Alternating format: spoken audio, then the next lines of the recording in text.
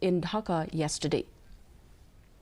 A day after the bus of legendary Khasi freedom fighter Tirot Syiem was vandalized by a mob at the Indira Gandhi Cultural Centre in Dhaka amid the unrest in Bangladesh, Chief Minister Conrad K. Sangma and Arts Culture Minister Paul Lyngdoh have condemned the incident, urging local authorities to take corrective measures to avoid further escalation.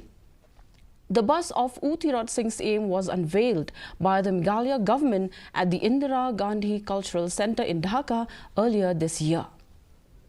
It was sent by one media person showing the destruction of the entire Indian Centre, the High Commission, and apparently, the statue erected in memory of Tirot Syiem also was demolished by a mob.